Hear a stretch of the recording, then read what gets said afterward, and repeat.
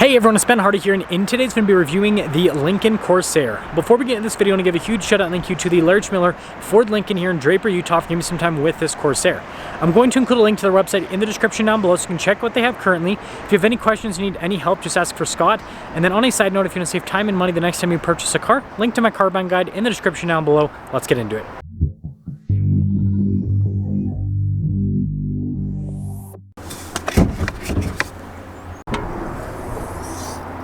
Under the hood, we have a turbocharged 2-liter 4-cylinder that goes through an 8-speed automatic transmission.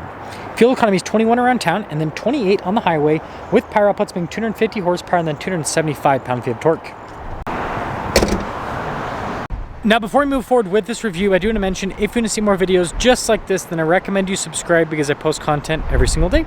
So taking a look at the hood, you guys can see here with the lines pretty soft, and that's kind of like the Lincoln design thing to do.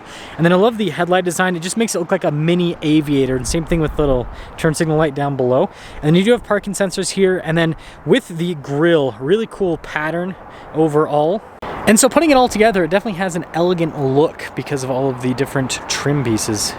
Now around the side here, our tire wheel setup is 225, 55, 19 in the front and over in the rear. And you guys can see here with the wheels, you got the silver with the metallic gray. Again, literally looks like mini aviator wheels. It's kind of what they're going for here at the Corsair. Anyways, got that with the trim on the side. You can see some of like the metallic gray trim. Corsair here on the side, and then look at all the trim around the windows. And then here is your full side view with the Corsair. And then take a look at the key fob. We have our lock and unlock function. We got the remote start function, the opening here for the hatch, and then the Lincoln logo there on the back. And taking a look at the back, first off, got a 12-volt back here, and this is basically Lincoln's Escape. And so yeah, it's pretty dang spacious here in the rear. And then you have these to fold down the seats, which is definitely a nice practical feature to have. I like the coloration there on the floor mats. It's like a darker brown.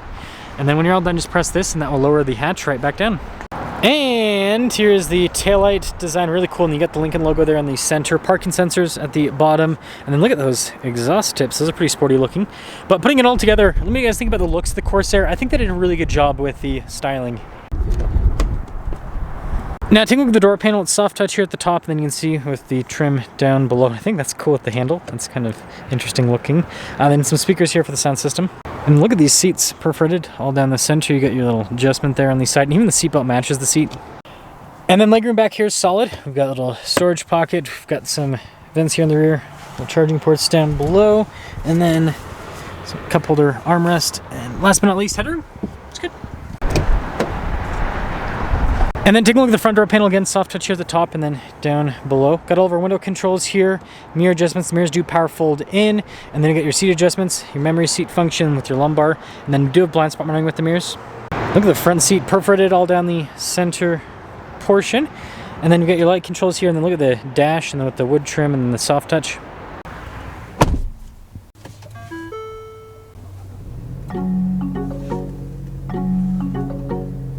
Now take a look at the steering wheel, two-tone design, which is very interesting, but paddle shifters on the back for the 8-speed, and it's cool to cruise control how to illuminate down below, just like with other Lincoln models. And then aside from that, you got your stalks here on the back, which kind of have a fancier look. Full digital gauge cluster here in the center, and I think the design with this gauge cluster is really clean. And then we do have the dry modes here, so you got your Excite, normal, you've got Conserve as well on the one side, and then you can see slippery. And I will say there is a little bit of a lag, it seems like, with the drive mode dial, which is kind of interesting. Now in reverse, we do have a 360 camera system. You got that bird's eye view, and then you've got the trajectory lines at the back, and then turn the steering wheel, it'll turn with it. So pretty cool setup, and you got the zoom function as well. So I think all of that together comes very nicely. But yeah, aside from the camera system, as for the infotainment system, notice you got the shortcut bar here for like the climate controls, which is always accessible. Pretty quick response time here with this. Like I have driver's seat and passenger seat there. But yeah, I mean, overall, it's a nice system. It's easy to use. Soft touch trim across the dash, and then you got like the recessed wood trim, and then look at the soft touch goes across as well. Transmission selector down below, and then you got our volume control right there. You can see with the parking assist, it's for the camera, your hazard lights, auto stop start, traction control, and then for the defroster, Lincoln logo. And this is cool, the trim. It's kind of a nice feature. Wireless phone charging pads, some USBs, drive mode select with some cup holders, your parking brake, and the nice trim on the center console. Storage inside. And then single storage, yeah, it's got the glove box. And then we do have a panoramic sunroof up top. Leather colored headliner, which is another nice feature. But those are the controls for the sunroof. So it's kind of hard to see because of the glare, but 2024 Corsair Reserve 2. You've got the 201A equipment group. Anyways, $51,450 is the total MSRP on this Corsair. Let's see how it drives.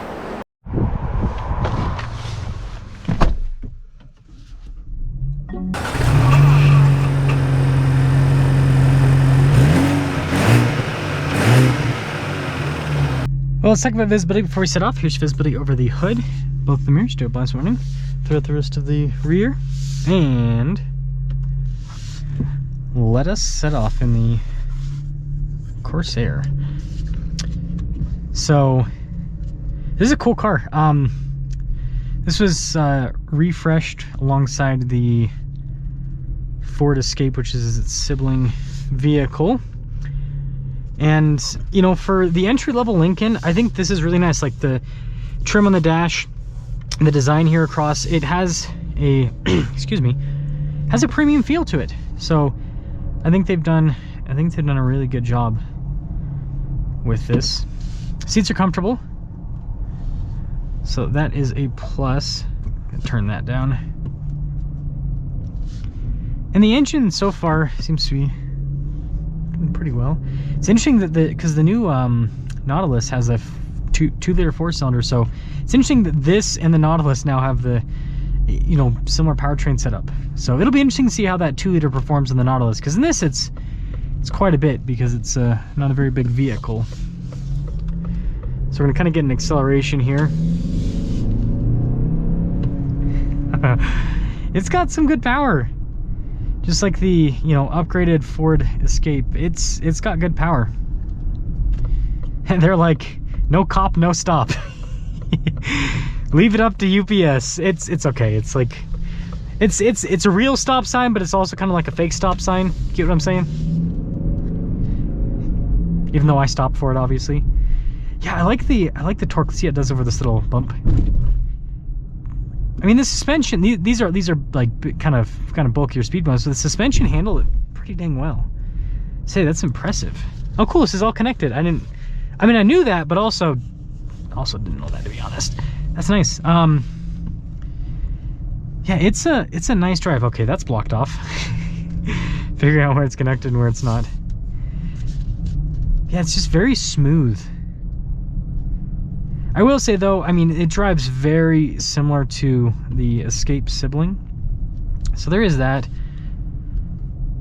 But you know, with a loaded up Escape is like it's like over 40 grand, so it's like there is a price difference, but there's not as big of a price difference as you might expect. Sorry, a little bit of a weird test drive. I'm on a time crunch today. I did way too much yesterday, and so now I'm like 2 hours behind today. Yeah, that engine's good. That engine's good. So yeah, to sum things up here with the Corsair, I think it looks really good on the outside. It looks like a mini aviator. It's not a bad thing, it's a good thing. And the interior is nice, especially for the price point that this is at. And then, you know, yeah, I think the 2-liter is enough for this. Again, like my thing is the Nautilus. Is it going to be enough in the Nautilus? Because that's what the Nautilus has, is a 2-liter 4-cylinder. Oh, I guess we're doing a little bit of off-roading here. This is where, by the way, this is where it was parked, so I'm not doing anything too crazy here. I'm just putting it back where it was before. You see look how nice that 360 camera system is. It helps out quite substantially. If you guys want better driving impressions, I reviewed one of these last year, same exact car, a little bit more driving. Just on a time crunch today, it happens. Let me know what you guys think about the Corsair, and would you go this or would you go with, you know, some of the other ones in the segments like BMW X1, Lexus NX? Let me know.